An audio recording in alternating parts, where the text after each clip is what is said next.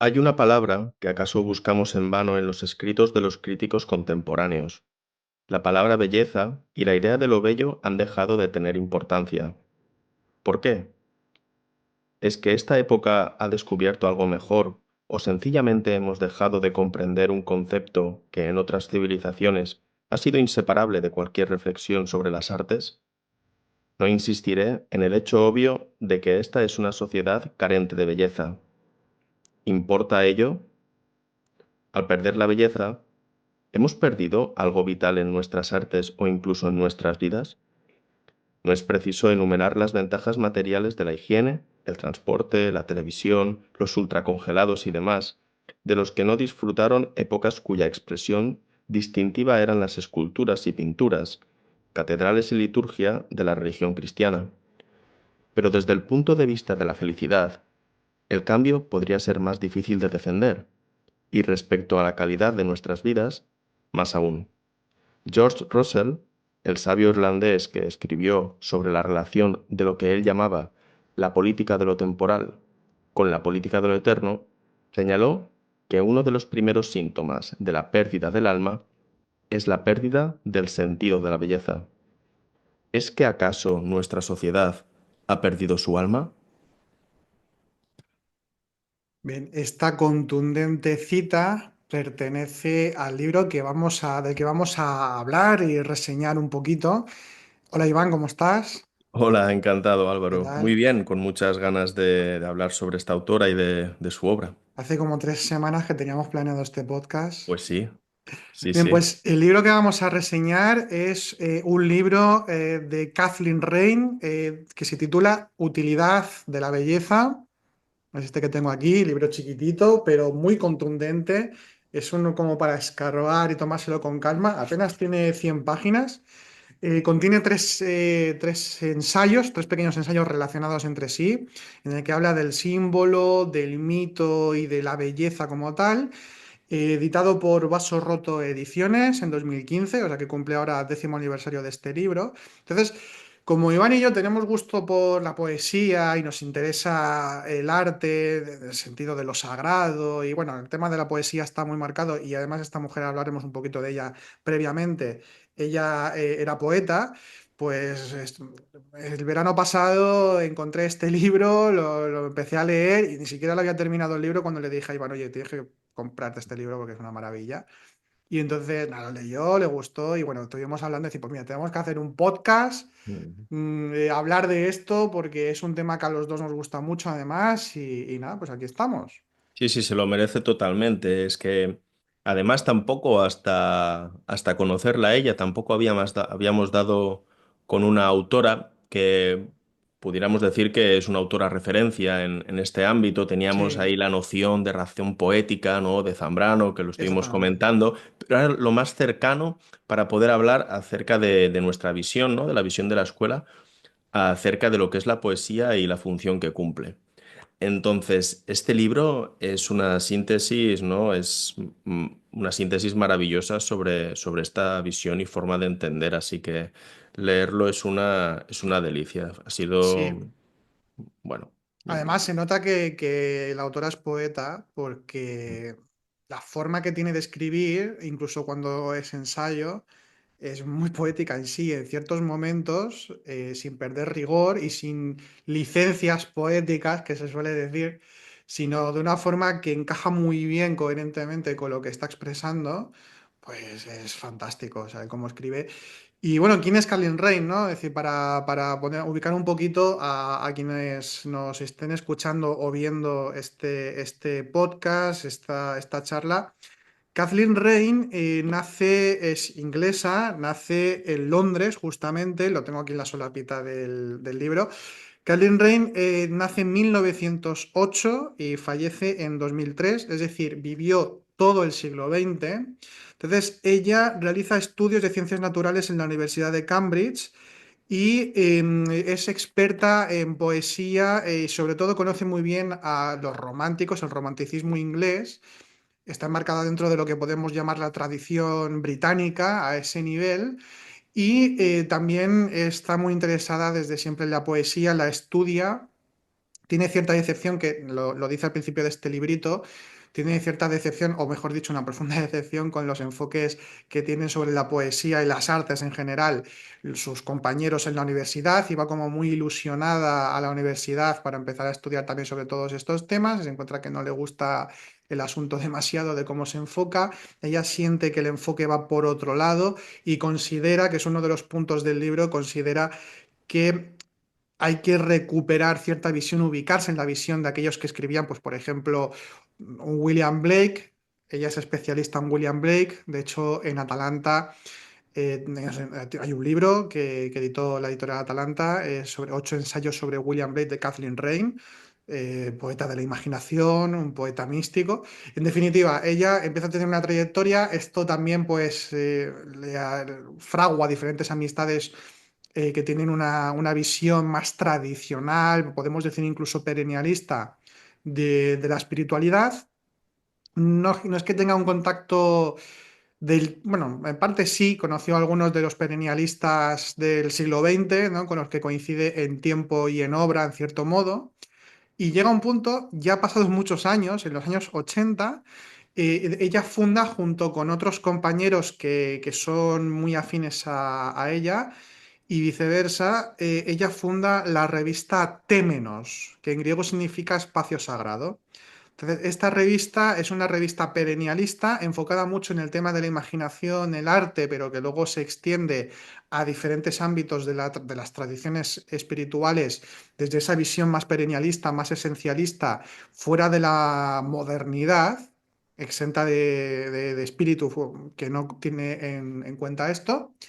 Y al cabo de unos 10 años de trayectoria de la revista, decide junto con su grupo de compañeros, que por ejemplo tenemos a uno que es Philip Sherrard, que fue uno del, se convirtió al cristianismo ortodoxo, incluso llegó a ir al Monte Athos, y junto con otros compañeros colaboradores fue de los primeros que tradujo la Filocalia al inglés, que lo hizo con otros autores que habían estado relacionados con el Cuarto Camino.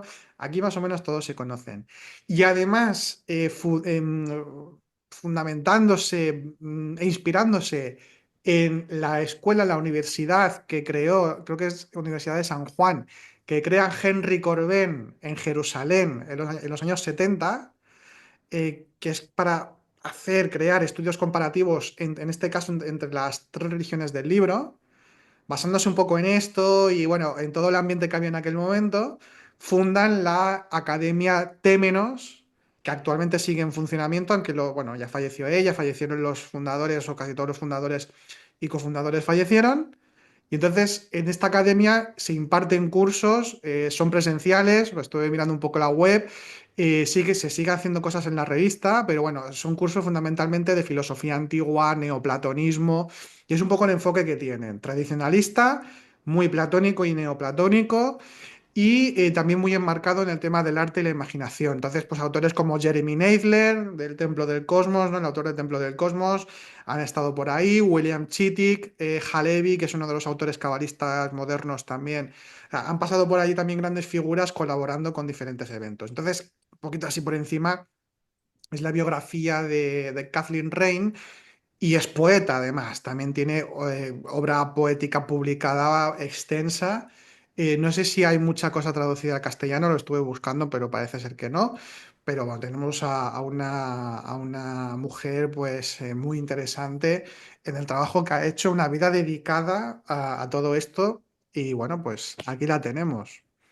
Sí, además esto que acabas de hacer es una maravilla, porque siempre insistimos, ¿no?, en que no se puede disociar la vida del autor de su obra, Sí, ¿no? Entonces, esta pequeña biografía que acabamos de hacer es para reforzar que ella pues tiene una pertenencia, tiene un legado, creó pues esa escuela, ¿no? Y tiene todos esos referentes compartidos con nosotros también.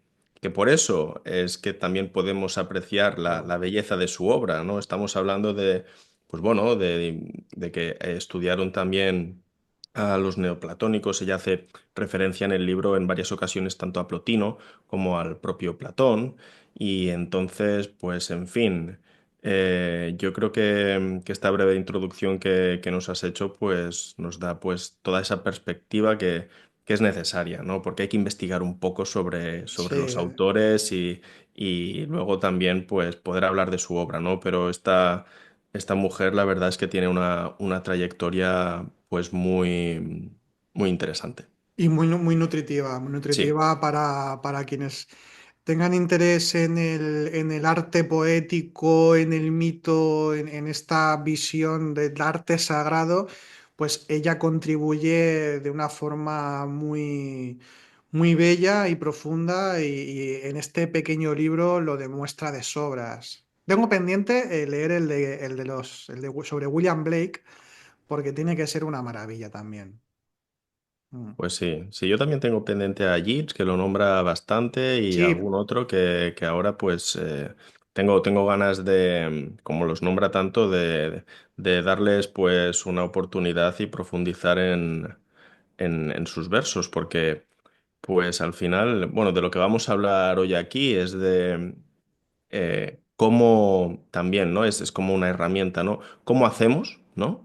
Para poder captar ese significado que el poeta plasma en sus versos, ¿no? Hay veces que podemos tener como una familiaridad en los contenidos porque hay temáticas que podemos haber pues estudiado y nos suenan y entonces ahí hay una apertura ya de la que uno parte. Pero si no está esa apertura, debemos de tener también herramientas para poderla generar. Que eso, bueno, es algo que vamos a ejemplificar un poco ahora cuando leamos una poesía de Shakespeare que está en el primero de sus capítulos, que ella nos habla pues un poco sobre el símbolo.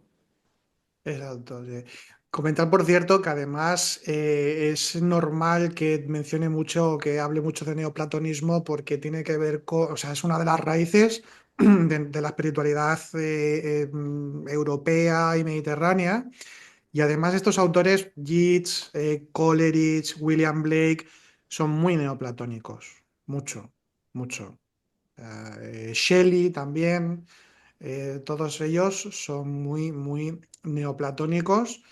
En sus estudios, o sea, de hecho, hay un libro que habla de ello, del el neoplatonismo dentro del romanticismo inglés. Entonces viene de largo y es como la escuela inglesa, ¿no? Podemos llamarlo en cierta forma el perennialismo inglés, en cierta manera. Y digo en cierta manera porque a diferencia, por ejemplo, de Swan y de Guénon y de los que componían ese círculo de los tradicionalistas, los perennialistas, vamos a decir, habituales, que se estudian, ellos sí que fueron practicantes, mientras que la escuela inglesa no formó escuela en el sentido tradicional del término, pero aún así sus trabajos tienen un valor y hay que ponerlos, ¿no? También como un ejemplo de recuperar raíces que se han ido perdiendo, que lo dicho, es subyacente a este libro, ¿no?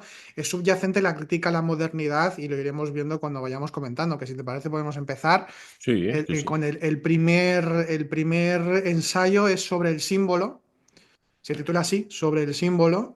Entonces, en este ensayo precisamente pone el símbolo en el lugar que le corresponde dentro de lo que es la escritura poética y de lo que es la representación artística, que no es algo simplemente psicológico, no es algo sencillamente fantasioso o que tenga que ver Exacto. con lo que le parece al autor de turno, No. sino que estamos hablando de otra cosa.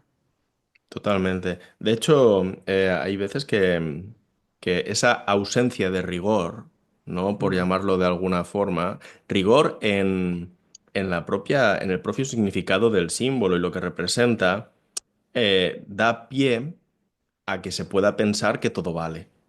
No, aquí todo el mundo, no, Mm. no, y no vale todo. O sea, al No. final hay que partir de un rigor, ¿no? Y ese rigor es el estudio del propio símbolo y de acudir a las fuentes más coherentes para poder profundizar en él.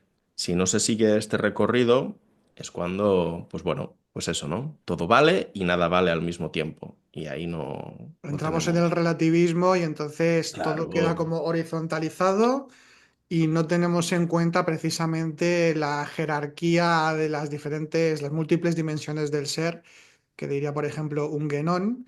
que por cierto, Kathleen Rain también conoce a todos ellos. Es Ujú. decir, sí, la verdad, ahora no sé si conoció, supongo que sí, que alguno quizá lo conocería en persona o a lo mejor por carta, por ejemplo, Schuon o uno de ellos, ahora mismo no lo sé, la verdad.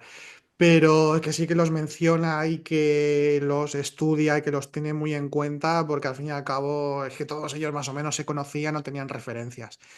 Y exactamente, de hecho, hay una cita que en este primer ensayo que menciona Rein que el símbolo y sus expresiones, como pueden ser, por ejemplo, el mito, la poesía, el templo, el rito, etcétera, el arte en sí, dice literalmente, dice, tiene como propósito principal la evocación de un plano a través de otro. Y a lo que tú comentas, ¿no? Es decir, claro, hay un momento en el que se empieza a escribir poesía, pues según a lo que uno le parece, donde da igual una cosa que otra, y a partir de ahí también la poesía anterior, de épocas anteriores, como por ejemplo de estos autores de un Yeats, de un Coleridge, de un Wordsworth, dicen que, pues esto, ¿no? Como que se interpreta desde una racionalidad, un racionalismo, que lo que hace es analizar, que esto es otra cosa que dice Rein. O sea, el filósofo racionalista, ¿no? En el sentido de racionalista, dice, establece distinciones, crea categorías y su trabajo es como de análisis de las partes. Y aquí ya hay un primer error con esto. Entonces ella dice, no, el poeta, el verdadero poeta, aúna los temas, dice, creando, y literalmente también creando siempre totalidades y armonías. Que su trabajo es de síntesis, de unificación. Y ahí está la unificación de las diferentes dimensiones del ser que nos lleva a un lugar y a otro. Y eso a mí me parece muy interesante que lo comente, Iván, porque es algo importantísimo para comprender la poesía y para comprender el arte sagrado. Sí, de hecho muchas veces cuando hablamos de la función, ¿no? que debe cumplir el arte en general o la poesía en particular, decimos que tiene que ser una función de ser ventana o de ser puente. ¿Hacia qué?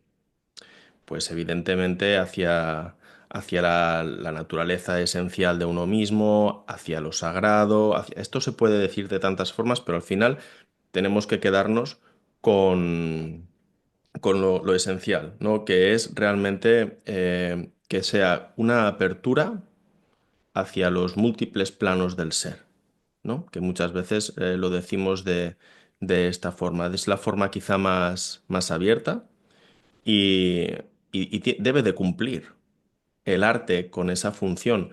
Y si no cumple, pues bueno, hoy con lo que hemos comentado antes, ¿no? El tema, luego hay alguna nota, ¿no? En relación a la crítica hacia el realismo o al impresionismo abstracto, porque quedan totalmente desprovistos de esa función de ser puente o de ser ventana, ¿no? La función a la que sirven es una función, en el caso del realismo, pues descriptiva, ¿no? Sí. Que la propia Rein dice que esa función de describir los fenómenos de la naturaleza ya queda enmarcada dentro de la ciencia cuantitativa y lo hace mucho mejor.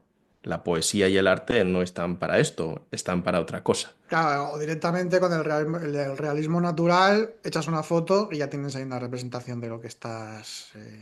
Ujú. Como un matiz, por cierto, me gustaría hacer un matiz que no quiere decir, y seguramente que Rey también pensaba así, no quiere decir que ese tipo de arte en concreto totalmente esté exento de símbolo o que te lleve a otros lugares, porque hay autores y dentro del impresionismo y de otros que seguro que tienen, por ejemplo, yo que te digo yo también con el tema abstracto y demás, por ejemplo, un Kandinsky que tiene algunos textos incluso de hablando del arte desde una vertiente espiritual, es decir, que aquí es algo Sí, cuando se sí. generaliza, Mm. no es que se esté siempre totalizando. Lo quiero decir porque si no, Exacto. claro, si alguien puede pensar, no, porque fulano de tal, No, que sí, y pero justo sí, sí, perdona, y no, justo no, enlazar esto con lo que hemos dicho al principio, que ante la duda, investigar la trayectoria del autor. sí, Que sí, estamos hablando de generalidades, pero seguro que hay casos particulares, como los que tú has mencionado u otros, donde la propia trayectoria del autor avale que la presencia de esa realidad simbólica está en su forma de plasmar el arte que sea, da igual escultura, pintura que poesía. Entonces, sí. exacto, lo que has dicho tú, que, ¿cómo lo has dicho? Generalizar no es totalizar, no No está. tiene por qué, claro. Es Exacto. decir, bueno, esto quizás sucede en un porcentaje elevado respecto a este tipo de poesía o de escultura o de pintura. Es cierto que se puede detectar eso, pero claro, siempre hay excepciones y siempre hay un porcentaje que no. Entonces, yo creo que es interesante que las Mm, generalizaciones no sean como juicios exacto. absolutos de valor, sino que están hablando como de una generalidad, en cierto modo. Entonces, yo creo es importante hacer ese tipo de distinción. Y bueno, lo dicho, estábamos hablando justo, ¿no? De que en la poesía, síntesis simbólica, las dimensiones del ser que se complementan o más que se complementan, serían como que lo que has dicho de la intermediación, ¿verdad? Es decir, se intermedia, hay una intermediación, un puente, Mm, pero que al mismo tiempo se hace presencia. Es un puente y al mismo tiempo es presencia, claro. porque hay Ujú, semejanza entre aquello que espiritual que se quiere mm, expresar y lo que se está expresando, hay semejanza y por eso puede ser expresado. Y ahí está la dimensión espiritual del símbolo, la dimensión espiritual en este caso del arte poético y de lo que es esta realidad, esta síntesis poética. Además lo dice Rein, dice, se puede llamar al símbolo la unidad de la síntesis poética. ujú. De hecho, cuando hablamos de las múltiples dimensiones del ser, una imagen que quizás nos pueda venir a la cabeza es como si fueran, pues bueno, las capas de una cebolla Sí, o sí, una matriusca, ¿no? Y tal. Pero también es importante no perder de vista que el espíritu lo permea todo, ¿no? Entonces se trata también de una superposición de planos en los que el símbolo actúa como una flecha, ¿no? totalmente. Y esa flecha da lugar a una participación mayor de toda esa realidad. No es un proceso como de, ¿cómo te diría? De asunción de niveles. No, es una participación de la totalidad que todo lo conforma y el símbolo es como un, bueno, como un motor que vive intrínsecamente en ello. No es algo que... Sí, y además, yéndonos por ejemplo a Kumaraswamy, que también estudia Catherine Rain, Kuramaswamy decía que el símbolo, bueno, no solo él, pero bueno, él lo dice de una forma muy clara, que el símbolo sagrado, que bueno, que es un poco redundante, pero el símbolo sagrado eh, es esa presencia ya. Es decir, no es una representación de. Esto es algo que a veces, Sí, incluso en estudios espirituales, se puede confundir, como si el símbolo fuese una representación de la realidad espiritual que se quiere representar. Y no es así. Es decir, el símbolo sagrado, el símbolo real, en este caso puede ser la representación poética o cualquier otra expresión artística, ya es esa presencia. Que esto en la antigüedad se tenía en cuenta, es decir, se funcionaba de esta forma. Los egipcios, ¿no? De que recientemente hemos hablado varias veces de los egipcios, pero en el caso de los egipcios, los jeroglíficos son palabras de los dioses y son representaciones artísticas. Y lo mismo podemos decir de su escultura, podemos decir de sus representaciones arquitectónicas, el templo. Y también en el caso, por ejemplo, de los autores románticos ingleses a los que tanto interés puso Rein, igual, es decir, tienen una idea del símbolo como de hacer presencia, presintificar lo sagrado. Y esto es algo que siempre ha estado presente en el arte sagrado en cualquiera de sus expresiones, hasta llegar a la época moderna y contemporánea. Entonces, no es que me tenga que suscitar emocionalmente o intelectualmente algo el símbolo, sino que, como tú has dicho, te hace participar. Y exacto. estás en presencia de eso Ujú. y tú lo presencias y te unes a la realidad simbólica que está siendo expresada, al nivel que cada uno pueda, al nivel al que cada uno mm, eh, esté, ¿no? Por decirlo de alguna forma. Que no es que sea una cosa, como te he dicho, de niveles, sino que uno participa en la medida en la que le es posible. Sí, Mm, de hecho ella, creo que esto lo estuvimos comentando, comenta que el mito es la mejor de las síntesis poéticas o sí, utiliza algo parecido comenta, algo sí. parecido y tal. Sí, Y comenta que es un error interpretar el mito en sus partes, ¿no? sí, sí. Comenta que el mito hay que interpretarlo en su totalidad, porque al final no es una suma de símbolos que hay que aislar para poder entender, integrar, participar, sino todo lo contrario. Es un símbolo que cobra un brillo especial en contraposición a los otros, ¿no? Que sí que, mm, pues igualmente, pues tienen su valor, ¿no? Porque hay que conocerlos también. Pero el mito en concreto nos habla de algo muy potente, quizá lo más potente que pueda haber, ¿no? Es de lo que el Mm. ser humano ha sido, es y será siempre. Nos habla de todo, nos habla de, bueno, en cualquier mitología tenemos esa cosmovisión, ¿no? Donde se desarrolla una visión particular de la creación, del destino, de la vida del ser humano Sí, el camino en toda su iniciático. complejidad. Sí. Entonces, claro, por eso ella comenta, entiendo que el mito tiene esa fuerza especial, esa fuerza simbólica más potente. Es que es una danza de símbolos, en definitiva. O sea, el mito, la poesía igual, pero de hecho es que el mito siempre se ha representado normalmente, vamos, en Oriente y Occidente, en muchísimas ocasiones históricamente se ha representado de forma poética el mito.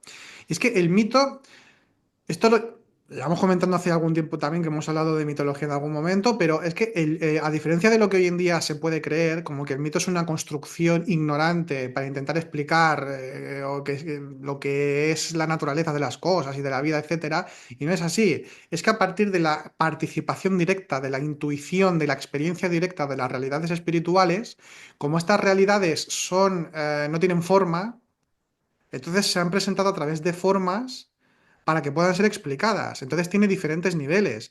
Cierto es que, por ejemplo, te puede hablar de los ciclos solares o de los ciclos cósmicos, te puede hablar de una realidad, entre comillas, un poquito más física, el de los movimientos de la Tierra o de las estaciones, etcétera, etcétera, pero también tiene esas otras dimensiones de las que estamos hablando, como puede ser, por ejemplo, la explicación metafísica de la realidad y también el recorrido iniciático, es decir, lo macrocósmico y lo microcósmico, el recorrido iniciático también del individuo, como puede ser la Odisea, ¿no? La Odisea de Homero, por poner un solo ejemplo, o lo que puede ser, por ejemplo, el Evangelio cuando se habla de los procesos interiores o de todo el recorrido iniciático que realiza la figura de Jesucristo, aunque tiene una connotación diferente porque es más trascendente que, por ejemplo, el típico mito del héroe, por ejemplo, sino que tiene una connotación distinta hasta cierto punto.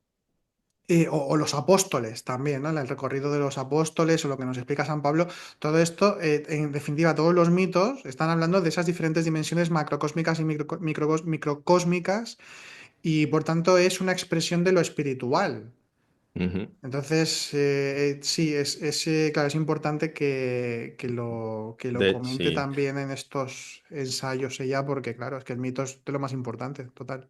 Ujú. Y de hecho, en el lenguaje así convencional se utiliza muchas veces la expresión desmitificar, ¿no? ¿Para qué? Para desmontar una creencia absurda en relación a lo que sea, ¿no? Y qué palabra tan desafortunada. Quizás sí, mira, nunca lo había pensado esto, quizás Claro, sí, estamos, sí, no, sí. tenemos que remitificar o como sea, ¿no? Sí, no, Pero no es, o para desmitificar, como suele decirse, quizá utilizar descuentizar, ¿no? De tanto cuento que hay o lo con que mucha sea, cosa, o no, buscar pero otra palabra. nos hace Sí, flaco sí, favor, ¿eh? Porque el significado compartido que tiene el mito y que se extiende por ese convencionalismo es que el mito se equipara a una creencia. claro, Entonces, desmontar la creencia es conocer la verdad, ¿no? La verdad que está oculta en esa creencia, ¿no? totalmente, Entonces, no, si es que, de hecho, por eso es importante, ¿no? Siempre en la cuestión del lenguaje, ¿no? Y poner las cosas en contexto. De hecho, se me ocurre que incluso Platón habla de expulsar los poetas de de la polis, de la necesidad de expulsar los poetas. Claro, pero los poetas no son de los poetas que hoy vamos a hablar aquí. Los poetas a los que él hace referencia son los charlatanes, los sí. Mm. los embaucadores, los tal, ¿no? Entonces, claro, hay que poner también, si no, claro, ¿cómo puede ser que esa autora tenga de referencia a Platón si Platón decía que hay que echar a los poetas de la polis? No, No, hay que tal. Está hablando de otra cosa, claro. Está hablando de otra cosa y de hecho, pues en contraposición se me ocurre que los sofistas, ¿no? Que incluso hoy puede tener como una connotación negativa también. Ser sofista o el La tiene, sofismo, es un insulto, claro. Sí, sí. claro, de hecho, y si nos vamos etimológicamente, parte de Sofía también, que es sabiduría, los sofistas. Entonces, Sí, sí. claro, habría que ver si en ese desarrollo de esa oratoria también se partía de una necesidad de integrar la sabiduría. Y no era precisamente esa connotación que le damos hoy de convencer de cualquier forma. No es un sofista, es alguien que, bueno, te va a convencer de lo que sea por lo que le conviene. Bueno, pues habría que revisar si realmente en la época de Platón existía esa... Bueno, Platón sí que los critica de esta forma, ¿eh? O sea, Platón los critica de esa forma y de hecho por eso históricamente a los sofistas se les considera de forma negativa. Pero claro, es la visión de Platón, porque como tú dices, es de o sea, él ya los Ujú. critica, lo que pasa es que, por ejemplo, los sofistas son los que, por lo que yo tengo entendido, los que crean la educación, aunque sea de pago, pero crean la educación pública, la posibilidad de las escuelas de a personas que se puedan ir a educar, por ejemplo. Pero bueno, sí, es un tema. Por cierto, has comentado antes cuando has dicho lo del mito y demás, de hecho, al principio del segundo ensayo sobre lo mitológico, dice, pone en primer lugar Rain la definición de mito según el Shorter Oxford English Dictionary dice que, leo textualmente, que el mito es la narración puramente ficticia que suele referirse a personajes, acciones o acontecimientos sobrenaturales y que encarna una idea generalizada en relación con fenómenos naturales o históricos, empleado con frecuencia de forma poco precisa para incluir cualquier narración que contenga elementos ficticios. Y Ficticios, fíjate, ficticios. si es fuerte, ¿eh? Es muy Fíjate, además, fuerte. bueno, y de hecho esto también lo denuncia en su ensayo sobre los cuentos de hadas de Tolkien, Mm, lo denuncia también esta visión. Dice, esto es un desastre. Que Max Müller, que era uno de los primeros que estudió las religiones comparadas, pero él decía incluso que el mito es una enfermedad del lenguaje. O sea, es una cosa muy, muy loca, la verdad. Es una cosa muy. sí. Una visión tan racionalista, tan empirista, tan física, tan histórica, tan material, Mm, claro, que destruye los demás. Y si me permites, es que tengo aquí una cita que utiliza Rein de Coleridge, porque Coleridge es un autor interesantísimo. O sea, Coleridge, aparte de ser poeta, también escribe ensayo, y él hablaba de que la percepción misma, el acto de percibir, eso ya es imaginación divina. O sea, tiene en cuenta, por tanto, también a William Blake, que es como la tradición inglesa que decimos del romanticismo inglés a ese nivel. Y hay una cita que yo aquí la tengo en las notas que hemos ido tomando, que dice lo siguiente, Coleridge, para un poco la contraposición con el mito. Dice, un símbolo se caracteriza porque deja traslucir lo especial en lo individual, o lo general en lo especial, o lo universal en lo general. Sobre todo deja traslucir lo eterno a través de y en lo temporal. Siempre participa de la realidad que muestra como inteligible y a la vez que enuncia el todo, permanece como parte viva de esa unidad a la que representa.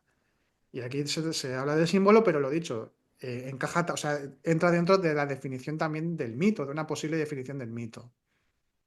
sí, sí, si te parece, podemos leer una poesía de Shakespeare Sí, que ella hace referencia aquí en su libro, en la página 17.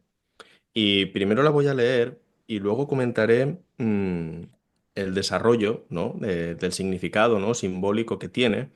Y luego también la leeré, es muy cortita. Entonces, para poder ver el contraste, ¿no? De esa diferencia que hay cuando uno se nutre con esos contenidos, con ese desarrollo, a cuando no lo hace.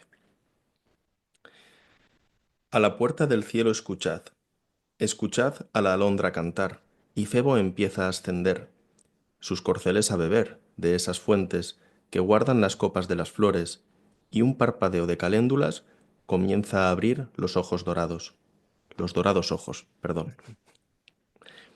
Entonces ella comenta, porque estas metáforas contienen aseveraciones profundas sobre la naturaleza de las cosas que ningún materialista podría aceptar de ningún modo, y a las cuales nunca podría responder plenamente, ni siquiera a través de una suspensión de la incredulidad, porque el mundo que están destinadas a abrir es uno que éste no puede experimentar en virtud de una acción tan negativa. Lo que el poema afirma es que el mundo está, en su totalidad y en sus partes, vivo y consciente. También afirma que existe una fuente oculta, el cielo, desde cuya puerta cosas visibles surgen de lo invisible. Al Sol no se le llama Febo, como a los cuerpos ardientes en el espacio de Fred Hoyle se les llama gigantes rojas, sino porque el Sol del poeta se concibe realmente como un dios vivo. Viaja en un vehículo animado, corceles, y las caléndulas están asimismo vivas y por tanto abren los ojos para saludar al sol. La identificación de su naturaleza con la de las doncellas cuyo nombre llevan es doble. Las flores están vivas como las doncellas. Las muchachas son como flores abriéndose al sol. La caléndula es, en sí misma, un sol en microcosmos que lleva el sello solar y participa de él, y por tanto en relación con el símbolo de la naturaleza divina. Y bueno, termina comentando que el público de Shakespeare debía estar familiarizado con la doctrina alquímica y la magia de los sellos, como lo estaría con cualquier axioma científico hoy día. Entonces, después de habernos nutrido del significado que Shakespeare pues otorga a esos elementos que componen este poema, si lo volvemos a leer seguramente, ¿no? Nos daremos cuenta de toda esa realidad que reflejan. Y antes era como una especie de ceguera, un poco quizá la que teníamos. Por eso Sí, es tan importante cuando no se conocen algunos de los símbolos que permean pues las poesías, buscar. Eh, una herramienta que para nosotros y siempre recomendamos es el diccionario de símbolos de Chevalier para poder sí, hacerlo. por ejemplo, por Por ejemplo. ejemplo, Que además tú existirán. tienes en el canal de audiolibros de Nivox, tienes ahí subido la introducción Y el prólogo, y sí, el sí, sí, prólogo, que cierto. son fantásticos, o sea que también os dejaremos el enlace en la descripción del podcast. Y sí, sí, por ejemplo, este tipo de herramienta y luego también la intuición, lo que tú estás comentando de la Mm, apertura, que tiene que haber apertura. Una de mm, las cosas más importantes a la hora de hablar de lo espiritual es la apertura. Y no es una apertura, vuelvo a decir, emocional o intelectual de, a ver, no, no, es una apertura del corazón. Es una ujú, apertura de que en base a que uno ha experimentado en algún momento lo espiritual en sí mismo, en la modalidad en la que se haya dado eso, esa experiencia, es el volver a evocarla, el volver a vivirla, el volver a presenciarla y a participarla. Y ese es el recuerdo. mm, Ese es el recuerdo. Entonces, para sumergirse en esto es la combinación entre lo que podemos llamar la tecné, la técnica, que sería el ujú, conocimiento formal de la realidad que se está representando, y luego la belleza en sí misma, lo que es la verdad la verdad esencial espiritual de lo que se está expresando. Entonces, ambas realidades, mm. regularidad y continuidad, ¿no? Son como ambas que se dan ahí. Justo ahí se da esa complementariedad que creo que me estuviste comentando entre la función que cumple el filósofo y la función que cumple el poeta. Sí, El filósofo crea categorías, sí. crea categorías que son necesarias, hay que poder delimitar la forma y tal, pero el trabajo del poeta es diferente. Pero ahí, en esa técnica, en esa tecné, ¿no? Sí que se refleja quizá más un trabajo más filosófico, más quizá pues intelectual, y en el otro se refleja una parte como más intuitiva, más inspirada. Pero yo no considero, en mi opinión, que sea una parte más intelectual en el sentido racionalista del No, término. no, no, No, en ya el sé que tú me lo dices, sentido lo digo como matiz. Vale, vale. Claro, sí, sí, porque claro, porque no es que uno simplemente, es decir, de hecho a veces esto lo hemos hablado, ¿verdad? Mm, Que por ejemplo, la interpretación simbólica o del mito precisamente no tiene que pasar por ser una interpretación racionalista de hacer relaciones no, no, no, de un no, para ámbito, nada. sino que tienen que, hay el ser y el saber, que también hablamos, ¿no? Ser y saber, tienen que darse ambas, tienen que darse ambas. Por ejemplo, esto es algo que, lo que voy a decir, que en Oriente y Occidente no están del todo de acuerdo o al 100% de acuerdo. Y esto, por ejemplo, también lo habla Kumaraswamy, que en Occidente sí que se tiene presente el tener técnica, por ejemplo, en saber escribir un soneto, mientras que en Oriente, si bien es cierto que también esto está ahí, lo que es más importante es la concentración, y no es una concentración intelectual. Nos iríamos aquí a la concentración, por ejemplo, de es dharana, ¿verdad? En el paso de Sí, la sí, de los meditación es dharana. pasos de los Yoga Sí, pues, sí, Sutras. pues dharana, la concentración, de que lo más importante es durante la creación artística no perder la concentración. Es decir, el foco espiritual, el enfoque espiritual, el estar unido a la misma obra y estar creando, y que por tanto la técnica no sería tan importante para poder expresar esa realidad espiritual. Entonces, como objeto un poquito de debate esto, ¿no? Respecto a ellos. Claro, nosotros como occidentales, pues sí, quizá, y es verdad, somos como un poquito más de tecné, de decir, bueno, vale, para poder expresar esto de la mejor forma posible, es mejor saber escribir un soneto, e incluso me consta de autores tradicionalistas que critican el verso libre. Ella, de hecho. Ella mismo, ¿no? En el libro, es que no me Sí, acuerdo. sí, sí. En el libro lo Sí, dice, sí, ¿no? Que el sí. verso libre no, que no, o sea, Mm. que no es recomendable, sino que hay que tener la técnica. Claro, que quizá un Kumaraswamy te dice, no hace falta que ser, o sea, el verso libre también puede expresar, hasta cierto punto, ¿no? Puede expresar también esto. En fin, ahí está también un poco el debate, pero bueno, Sí, sí. No, de hecho que está bien, ¿eh? Todo lo que está genial para que no haya confusiones, pero con claro, lo de el trabajo filosófico me refería a la necesidad sí, sí, de delimitar, de tener ese rigor, de investigar, pero sin perder nunca de vista que eso no es algo, pues bueno, únicamente intelectual ni racional, sino que de hecho, bueno, ya sabemos, hemos comentado alguna vez que filosofía, ¿no? También etimológicamente tiene esa riqueza, no es amor a la sabiduría, se llama la no sabiduría, es sí. amor a acumular datos, ni a, ¿no? O sea, dice... Y luego también tenemos la Darsana, ¿no? Creo que lo hemos comentado alguna vez, La Darsana, sí, bueno, el punto de vista, la que es perspectiva de el sí, las punto de diferentes vista. espiritualidades hindúes que lo consideran puntos de Ujú. vista de lo real, sí, sí. Que nada tiene que ver con el relativismo. Claro, no. Por ejemplo, ¿no? Porque aquí como occidentales, mira, ya estamos, ¿no? Ya todo vale otra vez. No, no, No, no, porque no. el centro es Brahma. O sea, Exacto. se tiene como centro a la divinidad misma, ¿no? Al Dios Supremo o al Uno, por supuesto.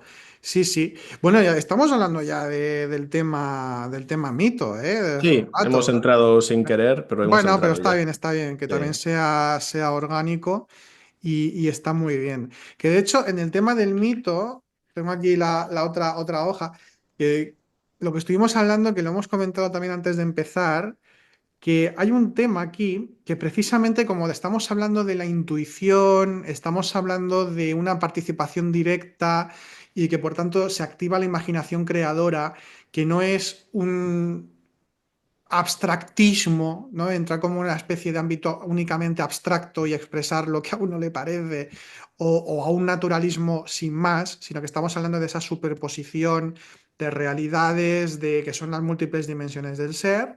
Está este tema de que no, esto lo dice Kathleen Rain, no elegimos nosotros los símbolos y arquetipos con los que trabajamos o participamos totalmente, sino que nos eligen a nosotros. Y si a mí me permites, quisiera leer una cita Claro. que es aún es del tema de los símbolos, pero creo que tiene relación también con el tema de los mitemas, porque ella dice que hay autores, como por ejemplo Yeats, menciona Yeats entre otros tantos, o un William Blake, donde ellos construyen una mitología, donde ellos mismos, a partir de unos símbolos que se les aparecen, ellos construyen una simbología y una mitología expresando una realidad sagrada, evidentemente, si no, no sería mitología, sería fantasía. Que esto me recuerda un poquito también a Tolkien, que donde Ujú. él construye una mitología, pero porque hay una visión, hay una participación muy a su manera, porque Tolkien en todo fue muy a su manera, pero está ahí presente, en una mitología que está hablando de lo trascendente en definitiva. Y dice lo siguiente. Dice, ciertamente ninguno de estos motivos, cuando se refiere a esto, ¿no? Que pongamos que se le aparece, ya sea en sueños, en una intuición, en un momento de conexión espiritual, cuando ve algún evento natural, no importa eso. Se aparece como esa imagen, ¿no? Y entonces dice, ciertamente ninguno de estos motivos o mitemas, que podían llamarse, fue escogido deliberadamente por los poetas, sino que estos los escogieron a ellos. No llegan en forma de alegoría en la que el poeta busque un símbolo apropiado para alguna idea abstracta, la espada justiciera o la balanza de la justicia, sino más bien como epifanías, atisbos sobrecogedores que nos conmueven en lo más hondo y sin explicación. Es como si nos pusieran estas imágenes en las manos, lo mismo que pistas que nos invitan a seguir hasta su origen, ya que nos atraen de modo irresistible y como por arte de magia. Y esto es así, porque cuando tenemos alguna imagen intuitiva, es decir, que surge de alguna manera una imagen intuitiva y nos viene y nos imbuye de alguna forma, y tenemos necesidad de desarrollarlo, de profundizarlo, independientemente de que luego escribamos sobre eso, ¿no? O pintemos sobre eso, ¿no? O lo expresemos de alguna forma, o musicalmente, no importa.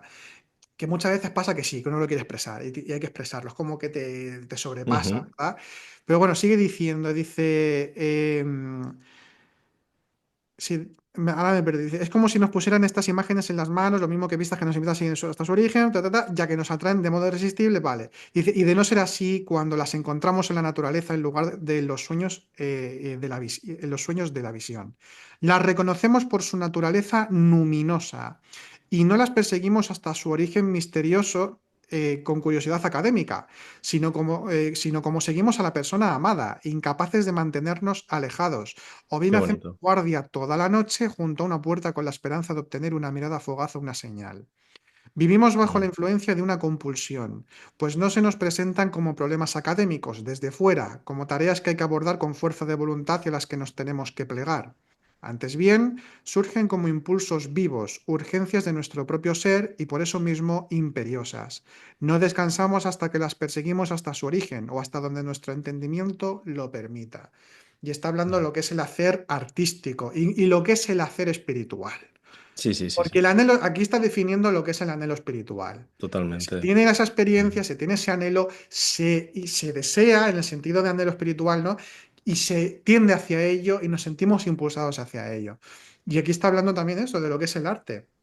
Además, una cosa más, Iván, y te Sí, paso sí, la claro. palabra, porque menciona, dice, eh, incapaces de mantener, así esto dice, sino como seguimos a la persona amada, cuando aparece eso y vamos allá, porque es que en realidad cuando estamos hablando del arte sagrado, estamos hablando de la belleza.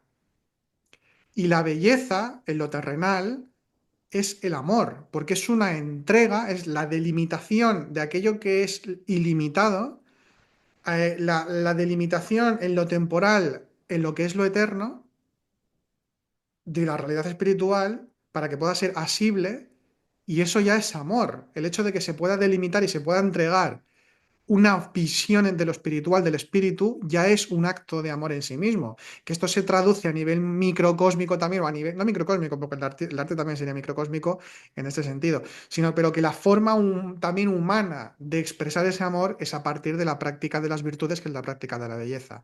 Todo esto es algo que nos enseña Fridtjof Schwann respecto tanto al arte como también a la práctica de las virtudes, y que además el mismo Schwann dice que la expresión artística de una forma u otra también tiene que ser una expresión de la virtud o que nos lleve a la virtud, que nos lleve al bien y a la verdad.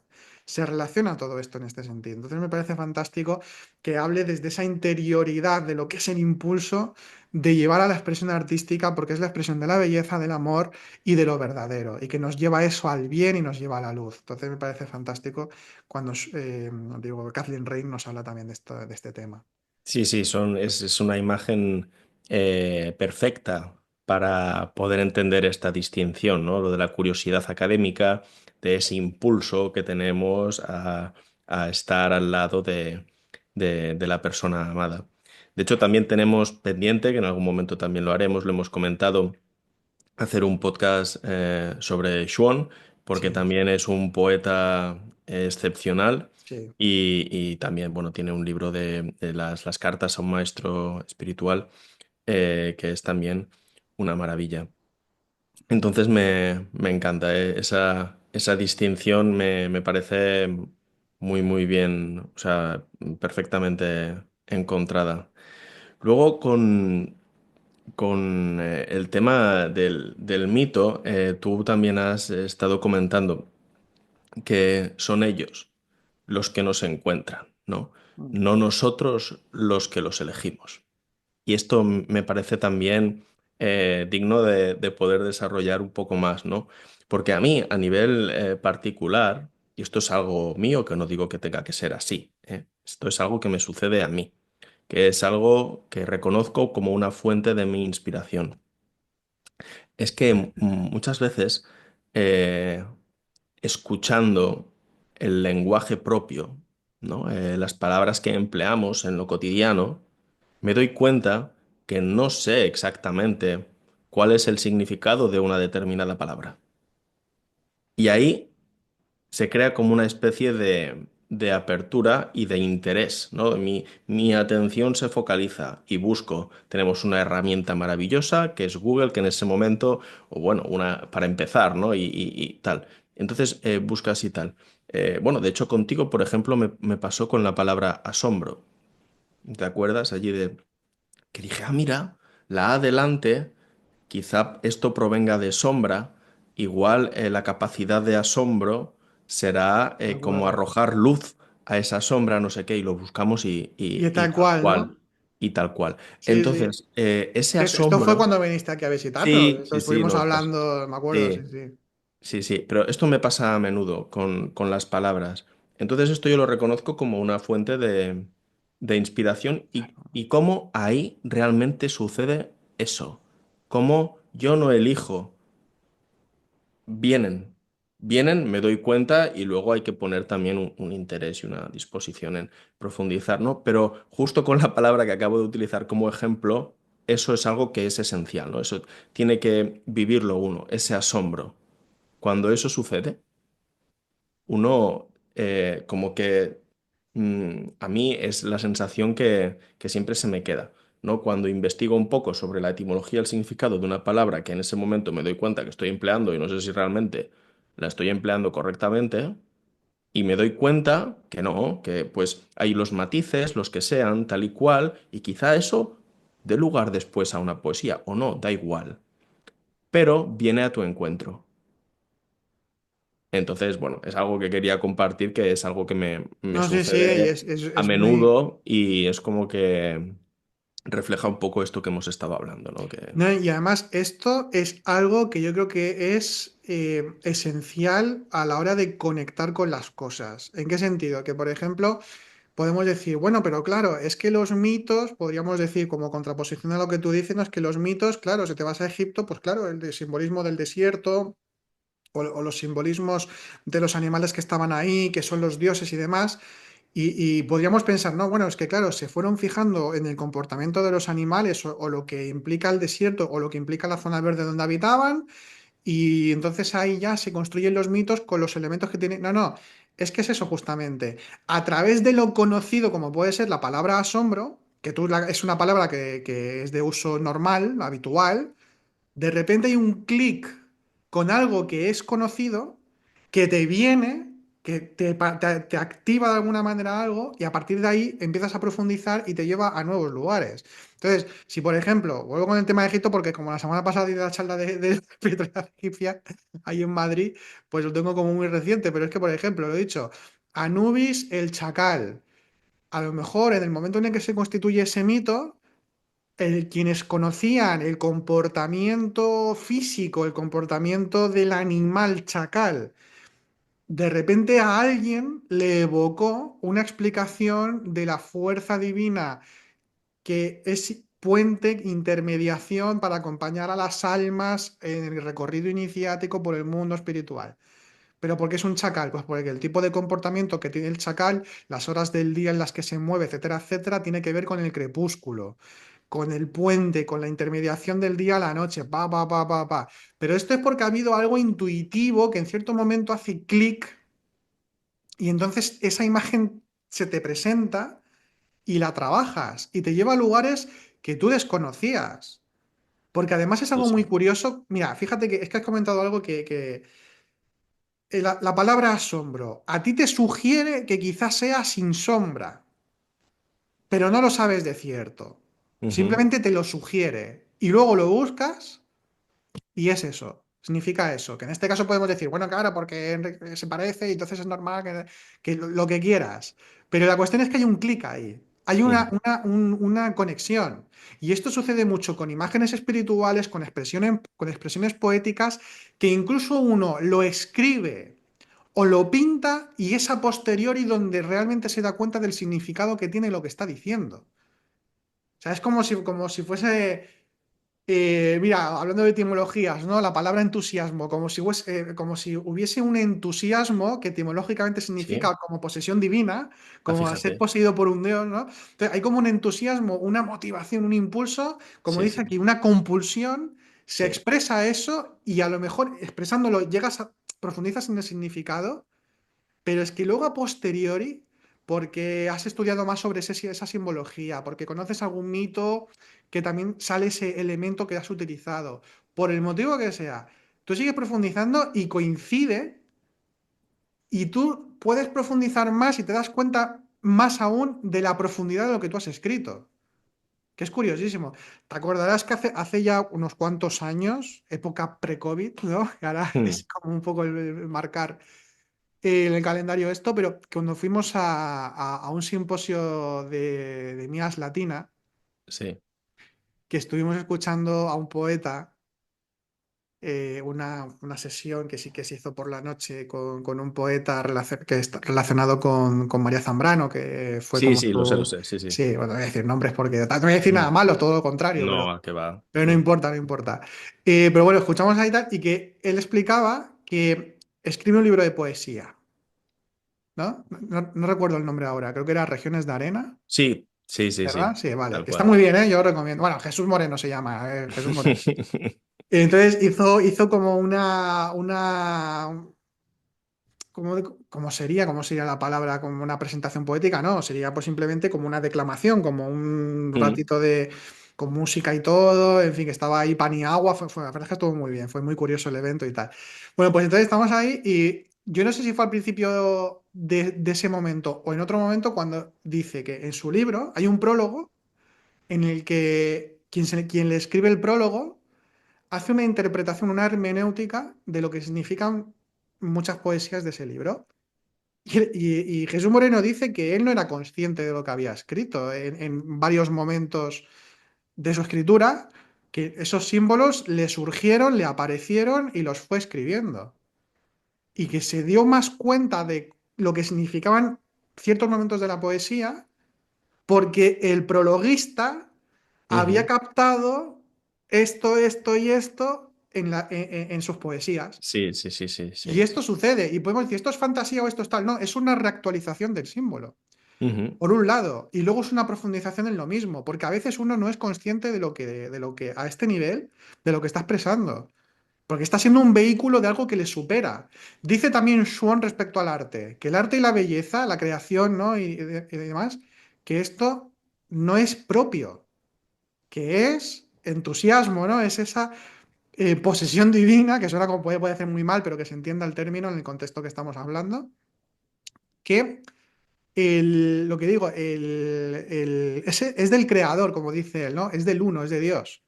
Y uno vehicula eso. Entonces, uno es superado por eso. Y a mí me parece que el misterio que encierra la creación artística tiene mucho de eso y me parece realmente bonito. Se vive de una forma muy bella eso. Sí, sí, sí, es que tal cual. Luego tampoco, quizá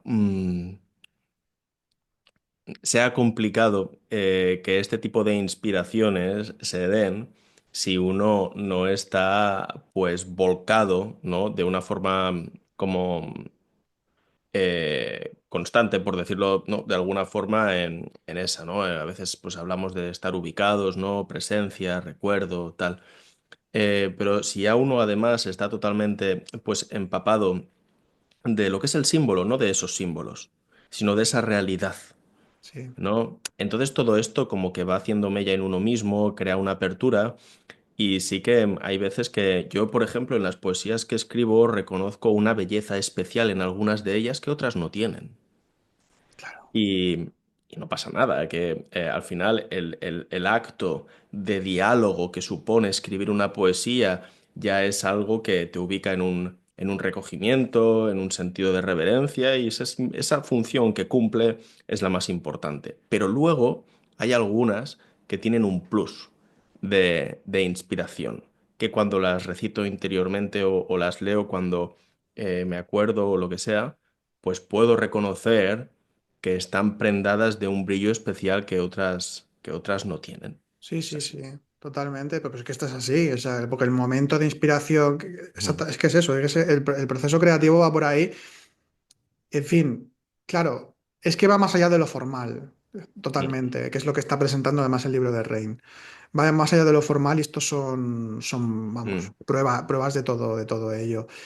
Hay una frase, por cierto, que quiero también destacar dice Rein, literalmente, el mundo entero es un gran símbolo que imparte como un sacramento por su sello externo y visible una esencia interna y espiritual, con lo cual nos lleva a que el mismo mundo es una obra de arte, de que todos somos partícipes de esa mm. obra de arte que es una expresión de la belleza y que por tanto todo es belleza, por mucho que no seamos conscientes de ello.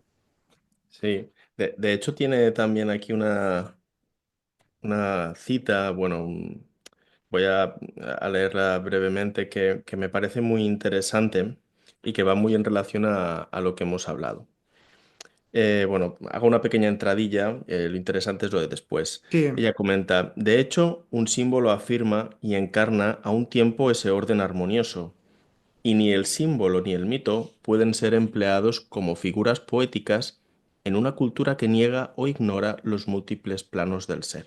Y ahora viene la parte que me interesa más. Solo al cabo de toda una vida he comprendido que incluso un acontecimiento real puede ser la escenificación de un mito y tomar de este significado y fuerzas sobrenaturales. En estos casos, el mito es la verdad del hecho, no el hecho la verdad del mito. Y esta última parte me parece especialmente interesante. ¿Por qué? Porque en un plano así como práctico podemos llegar a la conclusión que la validez de los mitos queda supeditada a ese tipo de experiencias, ¿no? De la inspiración que hemos estado comentando, tal y cual la participación de esa realidad. Y no, es lo contrario. Es lo contrario. Estos hechos no le dan validez a nada. La validez el mito ya la tiene. Existamos o no existamos. No nos pensemos tan importantes. no, no, es lo arquetípico sí, sí, sí. No, no, eso ya está, ya está. No, pero, no, pero es muy interesante. Mira, fíjate que más o menos en la misma línea de lo que has comentado, la simbolización o espiritualización de la existencia es que mitifica nuestra existencia, ya utilizando como término positivo lo de mitificar, ¿no? Correcto, sí. Lo utiliza, ¿no? Y es así, es que es así. Además, los hechos en frío históricos, ya sea a nivel personal o a nivel general, da igual, los hechos fríos son hechos en frío. Sea, esto es algo que mira, últimamente con Ángeles se lo estoy comentando, lo hablamos en algún momento y lo aprovecho para compartirlo aquí contigo y con los que nos estén viendo y escuchando, que la imaginación creadora trasciende los hechos en frío y trasciende lo histórico. Esto es algo que en un Ujú. millón de veces lo hemos dicho nosotros y los autores que hablan del tema también. Reina aquí lo expresa de forma muy clara. Pero ¿a qué vengo a decir? Pues que la naturaleza de la simbolización de las cosas espirituales, de los hechos espirituales, y los criterios a la hora de simbolizar, de imaginarizar, son distintos a lo que es el dogmatismo, o si no es dogmatismo, a la categorización y método más científico de los hechos. Y me explico mucho mejor porque no sé ni lo que he dicho yo. Con un ejemplo va a ser muy, muy válido.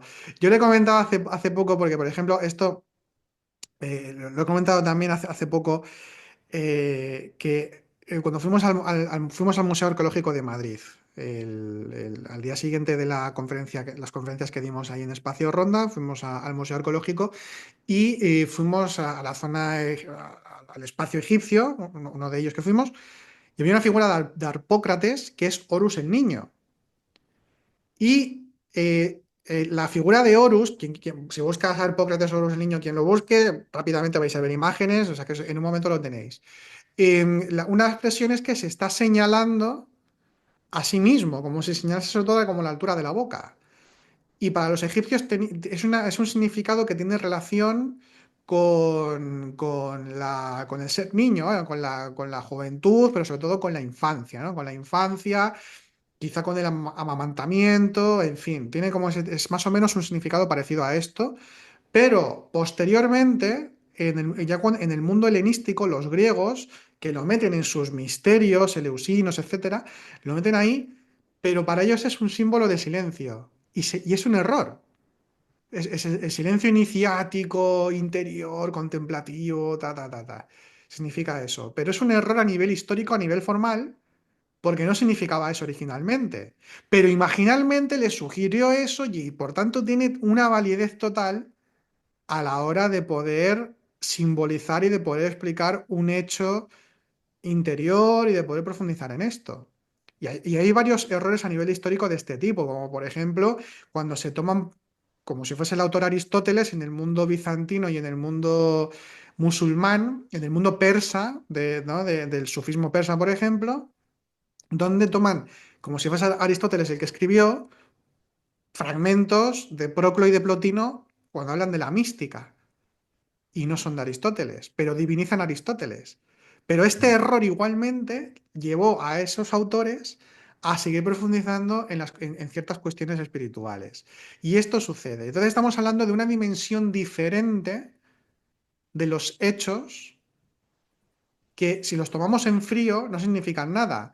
Pero para el contemplante que en un momento dado percibe en ese momento de conexión, de sinergia con lo espiritual, lo que se le presenta es mítico, es simbólico y trasciende al hecho en frío. No sé, es como por ejemplo lo que hablamos de las mancias, Ujú. que uno está conectado y a lo mejor está con una cuestión enfocado en eso, y al estar conectado, a lo mejor vas por la calle caminando y escuchas porque te pasan por al lado una pareja y dice una frase de vamos a dar una vuelta al campo. Para ellos el hecho en frío, el hecho histórico, no tiene ninguna trascendencia, pero es que tú a lo mejor estabas pensando en algo relacionado con el campo, que no sé qué, no sé cuánto, y esa frase te hace un clic y te lleva a una nueva comprensión. Y el mito se hace presente, el símbolo se hace presente. Sí, sí, tal cual. De la misma forma que yo, pues a mí particularmente esto puede sucederme con las palabras, se puede suceder a través de imágenes o puede suceder a través de cualquier experiencia cotidiana, pero debe de partir de una disposición interior que hay que poder desarrollar. Entonces esa disposición es la presencia, es el recuerdo, es todo, es estar, ya no voy a decir totalmente, pero medianamente conectado. No Sí, es sí, no olvidarse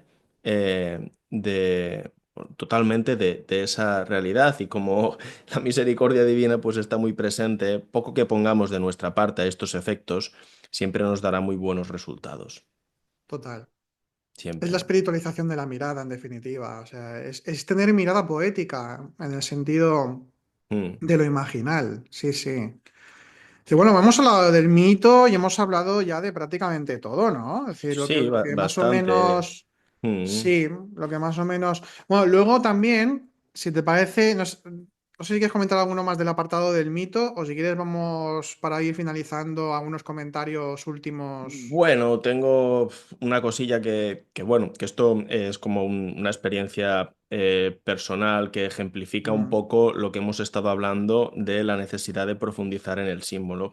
O sea, cuando hay veces que ya sea porque leamos a un autor o porque algo nos produzca fascinación y es algo que antes pues no nos la provocaba. Por ejemplo, justo cuando comentaste tú que estuvimos hace tiempo, hace años, allí en la conferencia esta en Ávila que hicieron los sí, de Mías Latina y tal, sí, hubo una de las exposiciones, la de Paulo Borges, sí, que él comentó que desde pequeño le producía mucha fascinación los puentes, los de puentes. acuerdo, de Entonces, acuerdo. pues comentó que menos mal que entendió a una temprana edad que eso tenía también un trasfondo simbólico, ¿no? Y que no se puso a estudiar la carrera de puentes y caminos o cómo se llama, ¿no? O sea, Sí, que ingeniero de no caminos, era ¿no? exacto, ¿no?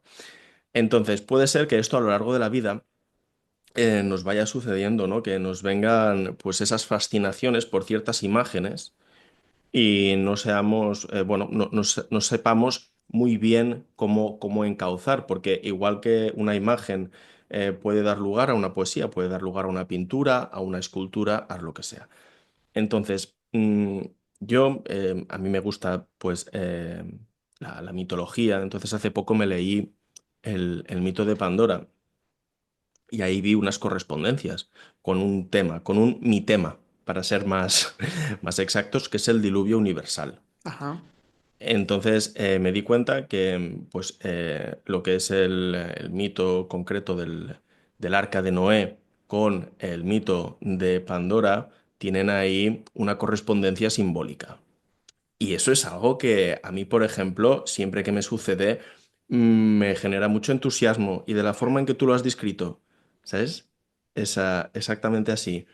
Entonces, pues si después de haber conectado estas cosas yo tengo como una visión más abarcante del motivo de la inundación o el diluvio y me leo a un poeta o veo una pintura donde eso se refleje, pues voy a tener también una apertura mucho mayor a poder conectar con esa realidad, porque ha habido un proceso de familiarización, si se puede llamar así, con esos elementos imaginales, ¿no? Y en ningún caso voy a pensar que lo que hay de fondo es la literalidad de ese fenómeno natural, ¿no? En este caso, la lluvia.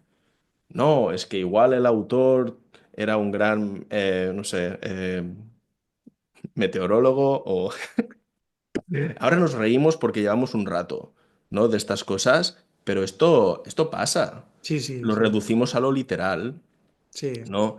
Entonces, ¿qué hacer para generar apertura? Pues este tipo de cosas, ¿no? Investigar un poco y ya digo lo que hemos dicho antes, una herramienta muy buena pues para esto es el diccionario de símbolos de Chevalier y leer en general mitología y poder empezar, pero estas correspondencias yo creo que también hay que tener siempre presente que son más aproximaciones que equivalencias. claro, claro, Y esto exactamente, también es importante, que sí, cada mito conserve su matiz.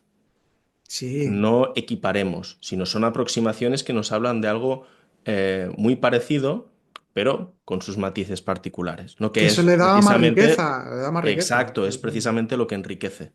Exacto. Y ya está, es lo que me quedaba aquí un poco está muy bien, sí, por sí. comentar. Sí, bueno, luego también hay un tema que, ya para ir finalizando, dice la función del ovillo en contraposición a la fealdad y el alejamiento interior. Sí. Y leo textualmente, dice, lo bello es el principio activo en cualquier obra con poder de transformación y nos emplaza al autoconocimiento de la norma humana innata a la que siempre tendemos, pero de la que siempre nos desviamos. Y cuanto mayor es la disparidad entre una realidad sórdida y la perfección de lo bello, tanto mayor es, que no menor, la necesidad de la verdad, de la belleza, para rectificar y conformar la realidad o irrealidad informe del mundo cotidiano. Solo a través de imágenes de perfección transforma la poesía la conciencia. Y más, un poco más adelante de esta parte del texto, del tercer ensayo, dice, el arte es el entorno natural del alma, el vehículo natural de la anamnesis y la orientación. Y aquí ya, aunque durante todo el librito, todo el libro, ha ido haciendo ciertos comentarios sobre la contraposición o la tendencia hacia el olvido y lo feo del arte contemporáneo y bueno, en realidad, de la civilización contemporánea, que es como la gran crítica que tiene, y yo creo que solo hace falta echar un vistazo al mundo un poquito para muchas representaciones, no solo artísticas, sino de muchos tipos, musicales, en fin, bueno, en fin, hay mucho de todo, donde la fealdad hay como una especie de, no sé, como de estética de lo feo que se aprecia, ¿no? Se aprecia en demasía, es una cosa que creo que es una señal de los tiempos, pero me gusta el cómo, ¿no? Que el arte debe ser algo, y lo bello es transformador para el alma, y que forma parte de la naturaleza del alma, lo bello. Y que claro, si nosotros vamos hacia lo feo, si nos quedamos en lo relativo y en lo horizontal sin más, vivimos a través, o mejor dicho, es el alejamiento de nuestra auténtica naturaleza espiritual, que es lo más íntimo del ser humano. Entonces, es un tema que a mí me ha parecido también interesante porque si me permites, Iván, y luego comentas algo, para enlazarlo con lo que estaba diciendo, también Catherine Rain menciona a otro poeta que es Edwin Muir, que dice lo siguiente, este poeta, o más o menos la idea de este autor, dice Rain, dice, ya no podemos nombrar lo que nos falta. Es precisamente nuestro olvido, nuestra amnesis, nuestra ausencia de orientación lo que nos aflige. Es el olvido, es lo feo, todo aquello es lo que nos... No es el que tengamos que poner el foco para solucionar lo que está feo o lo que está mal, sino poner el foco en la luz, en el recuerdo, en volver a conectarnos por lo siguiente. Porque si hablamos de los tres elementos fundamentales, esenciales de la realidad, tal y como desde Platón, por ejemplo, se comenta, incluso antes, que es el bien, la verdad y la belleza, se puede decir que la fealdad, por ejemplo, no es un atributo en sí mismo, sino que es ausencia de belleza, que teológicamente se define así, por cierto. La mentira no es una sustancia en sí misma, sino que es ausencia de verdad. Y que el mal no es una fuerza, sino que es ausencia de bien. Es decir, no tienen consistencia ontológica, fealdad, mentira o maldad, mal, sino que son ausencia de atributos universales. Por tanto, si nos ubicamos en esos atributos o esas esencias espirituales, en ese recuerdo, en esa presencia, y el arte, la poesía en este caso, lo que nos toca hoy hablar, pues va de eso también, entonces lo otro muere de inanición, muere por sí mismo, porque no tiene fuerza verdadera, sino que esa ausencia es alejamiento de la realidad con mayúsculas. Es, en conjunto, el resultado de rechazar la luz divina. Que esto es como decía una monja medieval cuando decía que el infierno no es otra cosa que la luz de Dios siendo rechazada. Ay, Yo creo que qué también es un bonito. punto ahí a tener en cuenta al reflexionar también Mm. sobre todo esto. Sí, al final me ha venido también mientras estabas diciendo todo esto que son las formas que adopta la oscuridad, ¿no? La fealdad, la maldad, por la ausencia de luz, pero en su presencia quedan fulminadas. Totalmente, totalmente. Entonces, sí, sí, es bueno, muy poético, pero en el sentido que estamos empleando constantemente en este Claro, podcast. claro. Mm, Además es eso, ¿no? Es decir, que es un tema que es para reflexionarlo en nuestra vida entera. La pregunta es, ¿desde dónde apoyamos o sea, nuestra escucha y nuestra mirada en dónde se apoya a nivel interior? Entonces, claro, a veces puede haber personas que digan, bueno, pero ¿cómo puedes decir que todo es belleza o que todo es espíritu cuando pasa esto, cuando está esto, cuando o estas conductas que hay o este ta ta ta ta ta? mm, Pero es que si una persona se apoya en la luz y percibe todo eso, es porque trasciende lo que tiene que ver con los valores más pertenecientes al mundo y sus ojos van por otro lado, donde además en este caso se activa la compasión, se ujú. activa una visión interior mucho más transparente, donde queda a un lado las consideraciones más personales. Y entonces es ahí donde realmente se deshace aquello que se aleja de lo espiritual verdadero. Y el arte sagrado y la poesía y todo lo que expresa Rein en su obra, Mm. también creo que va bastante por ahí, de decir, no, es que si ponemos luz y somos conscientes de lo que evoca realmente, en este caso el arte poético, vamos a llegar a todo eso y vamos a simbolizar, a mitificar lo que tú has comentado de los hechos que se convierten en míticos mitológicos, porque hay una espiritualización de la existencia misma a nivel Exacto. particular. Ujú. Y esto también influye en los demás de una forma u otra. Totalmente. Claro, Sí, sí, aquello que desprendemos lo contagiamos para bien y para mal. totalmente. Mm. Quería aquí ahora simplemente añadir Sí. una cita que hace la autora a Blake, que me parece muy interesante y que tiene un tono de advertencia que creo necesario también. Así que empiezo.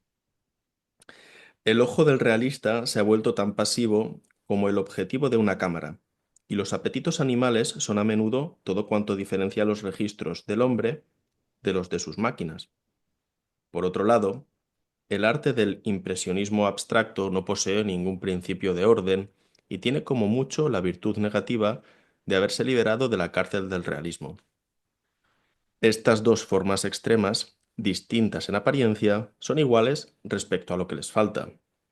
Reflejo verdadero de nuestra civilización, puede ser, pero ¿de qué es reflejo esa misma civilización? Mm. Tampoco deberíamos olvidar que la naturaleza humana, es el espejo de las formas que se le ponen ante la vista, y el hombre que frecuenta las máquinas, como dice Blake, se convertirá en aquello que contempla. Y esa última frase es muy de Plotino Ah, cuando dice que uno ve, o sea, uno, la frase como era completa, era que uno, del mismo modo que, o sea, si quiere estar en lo bello, si quiere presenciar lo bello, tiene que tener el alma bella y se convierte en lo que contempla, la ley de la semejanza. Igual que el ojo es circular sí, para percibir el sol, no dice esto y me ha recordado mucho a esto. Y muy sugerente porque es que es esto, nos convertimos en lo que contemplamos y viceversa. sí, sí. Entonces, ¿desde dónde contemplamos y qué estamos contemplando? Es que hay que revisitarnos a nosotros mismos Mm, y ser conscientes de quiénes somos interiormente mm, dentro de lo que se pueda cada cual para poder ser conscientes de que nuestra mirada, que no es lo que se ve, sino los ojos con los que se mira, y esto es muy importante para entender nuestra mm, propia existencia, que es mucho más esencial e importante de lo que pueda parecer. Así que esto es mm. fantástico. Sí, sí, además también no se quiere, yo no quiero invitar a que se piense que leo esto como con sentido pesimista. O No, sea, no, ya que de todo lo que hemos hablado se desprende también que mientras exista anhelo espiritual, existe también la poesía en el sentido que la hemos desarrollado durante todo el podcast. Y eso es algo totalmente. inherente al Sí, ser humano. El sí, arte no está en peligro. no, no No lo puede está. estarlo, No, no no, depende de nuestra existencia. Ahora sí, depende de nosotros eh, desarrollar pues una mejor disposición para que la belleza, la verdad, el bien cale profundamente en nosotros, ¿no? Yo creo que es el mensaje al que nos invita, ¿no? Con esa advertencia, ¿no? Que uno se termina convirtiendo en aquello que contempla, ¿no? Pues ya que estamos, pues contemplemos lo bello y todo irá ahí mejor, está, ¿no? ahí está. Y así es quizá como desaparezca aquello que se aleja de la belleza y se aleja de todo lo que es así, tal cual, tal cual. Sí, sí, no quiere decir cerrar los ojos, sino dar luz a aquello que no tiene consistencia propia en realidad. Bueno, pues si te parece, terminamos. Una Sí, sí. charla fantástica. Mm. De nuevo, otra vez agradecido y hablar de estos temas siempre nos gusta, así que volveremos con alguna cosita de este estilo y más pronto que tarde. Y bueno, Iván, pues nada, lo dicho, muchas gracias y nos vemos en otra ocasión, pronto. Claro que sí, yo encantadísimo. Además, tenía muchas ganas de hacer este Yo podcast también, por todo lo que implica el descubrimiento de esta autora, el habernos nutrido también de su obra y poder hacer difusión de pues un poco los contenidos que se desarrollan. Ha sido un placer increíble. probablemente. Bueno, pues un abrazo, Iván, y nos vemos muy pronto. Gracias a todos los que habéis estado con nosotros y nos vemos pues también más pronto que tarde. Que vaya muy bien. Hasta pronto.